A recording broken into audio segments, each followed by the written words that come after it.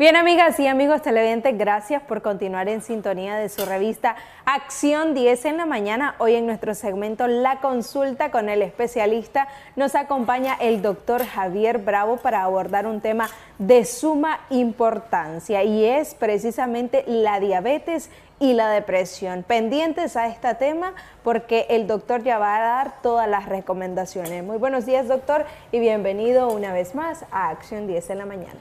Gracias, Daniel, la verdad, una vez más aquí en la revista Acción 10. Primeramente, darle gracias a Dios por un día más de vida, a pesar de la situación, ¿verdad?, de la que estamos pasando.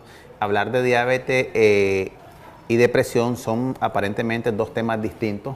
Los dos son temas crónicos, los dos son enfermedades crónicas, más sin embargo tienen mucha relación una con la otra. Cuando hablamos de diabetes, hablamos de que este paciente puede tener 2 o 3 veces mayor riesgo de producir o de darle depresión versus un paciente sano.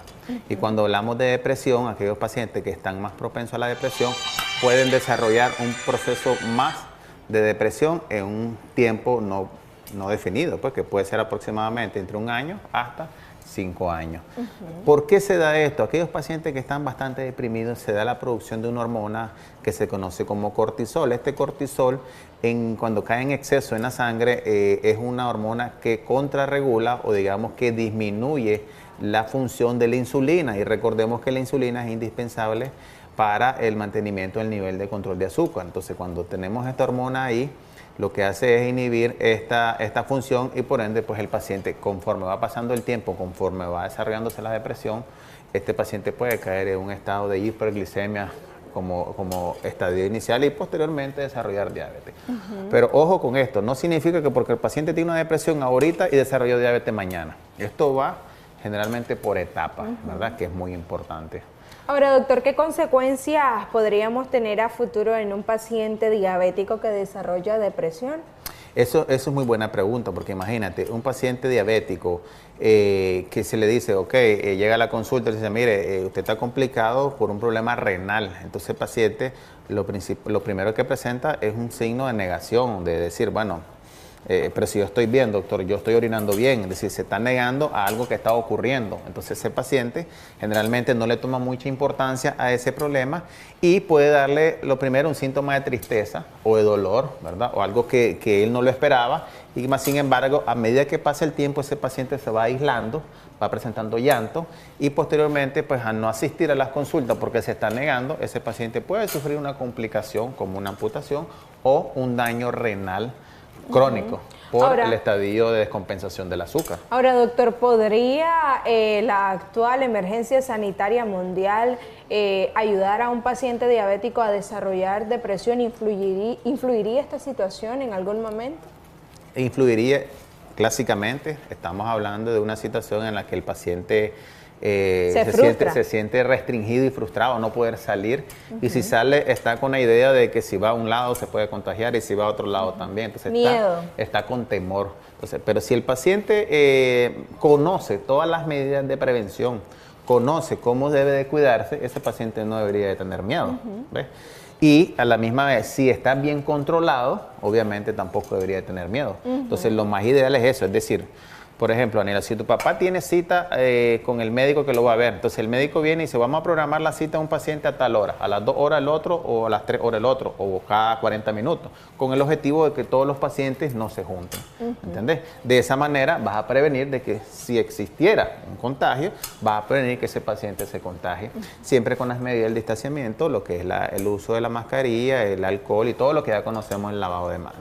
Pero sí, influiría en este paciente porque sabemos de que los pacientes diabéticos en algún momento, los de mayor edad, eso se vuelven más, se aíslan más, están más al fondo de la casa, logran comer menos, tienen menos visita familiar, ¿ya? Entonces esos tipos de pacientes normalmente caen con facilidad a un estado de depresión. Y recordar que el estadio 3 de depresión es aquel que ya tiene actos de suicidio, de suicida, perdón.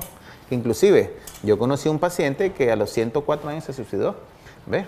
Por un estado depresivo, pero nadie lo notó. ¿Cuáles son los síntomas que nos ayudarían a determinar que un paciente crónico está desarrollando depresión o está en un círculo depresivo? Lo primordial de aquellos pacientes que tienen, para iniciar una depresión, aquellos pacientes que tienen trastorno del sueño, aquellos pacientes, aislamiento, aquellos pacientes que no les da mucha hambre, aquellos pacientes que viven enojados, aquellos pacientes que de alguna manera nada les hace feliz, ¿me entiendes? Pero son etapas de la vida, es decir, puede ser que en ese momento, el día de hoy amaneció así, pero ya mañana amaneció un poco contento, ya pasado mañana un poco bajo su estima. Pero ya cuando el paciente ya lleva, digamos, 15 días, 20 días de tener el mismo estado de ánimo deprimido, el mismo estado de ánimo en el cual solo vive con tristeza, solo vive quejándose, adolorido y todo este tipo de síntomas, eso hace que el paciente está llamando al familiar de que algo le está pasando.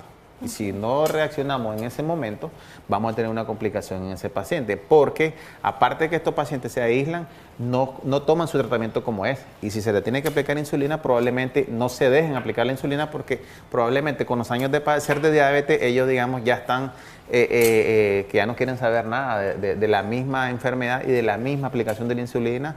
No quieren estar tomando pastillas, ya sienten que la diabetes es una enfermedad que obviamente, a pesar que no tiene cura, que ya para ellos ya es algo terminal, que prácticamente desean morirse más. Están desahuciados. Algunos se refieren así, doctor, yo mejor prefiero morirme, ya estoy aburrido de estarme poniendo insulina y ya no quiero estar tomando pastillas, porque no le sienten gusto a la vida, no sienten que hay algún motivo por el cual ellos tienen que seguir sobreviviendo. ¿Cualquier paciente crónico podría desarrollar la depresión? Cualquier paciente. Hago énfasis en los pacientes diabéticos, pero un paciente hipertenso... Pero un paciente crónico con diabetes en una edad mayor está más propenso a desarrollar, o aún los pacientes jóvenes. No, a un paciente más propenso de edad, o sea, con más años de padecer de diabetes. Inclusive los diabéticos tipo 1, según la literatura, son los que más sufren de depresión que los diabéticos tipo 2, porque llevan años de padecer de diabetes. Y con la pregunta que tú me dices, que si un paciente crónico, claro, porque recordemos que las personas de la tercera edad, de los 60, 70 años, no solo tienen diabetes, tienen artritis, tienen hipertensión, tienen insuficiencia cardíaca, es decir, tienen una serie de complicaciones que se la puede haber provocado la misma diabetes o el mismo problema de hipertensión. Entonces, todas esas enfermedades están relacionadas como crónicas y eso te puede generar un problema depresivo. ¿Ayudará una buena alimentación a evitar que este tipo de pacientes no desarrollen depresión? Un 50% podría ayudar. A nivel emocional. Exactamente. Ayuda un poquito la alimentación a tener un buen control alimenticio. Un buen control metabólico. Pero ese buen control metabólico hace que el paciente, su nivel de glucosa se mantenga bien. Pero la otra parte, la parte mental, la parte psicológica, la parte emocional. Y recordemos que en esa etapa pues se dan la pérdida de muchos hermanos, familiares, de la edad contemporánea de ellos. Entonces siempre hay situaciones de duelo. Entonces ahí lo que el paciente necesita es un acompañamiento tanto del médico de cabecera, que sería su diabetólogo o su médico que lo esté viendo, con un psicólogo o un psiquiatra.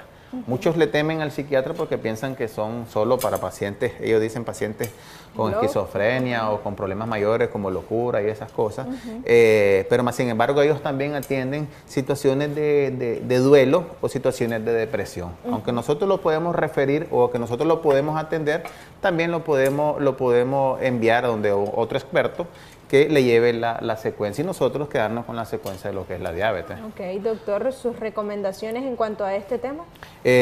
Como hemos dicho, ¿verdad? En el transcurso de la entrevista, si el paciente lo ven un poco alejado de los familiares, se mantiene al fondo, si el paciente no come, si el paciente está que poco platica, el paciente está con llanto, el paciente está bastante aislado, es importante que acuda a la consulta, que le tome su glucosa y que le tome la debida importancia, porque es posible que ese paciente esté con esa actitud llamando a que lo atiendan para que detecten si en realidad está con problemas o no.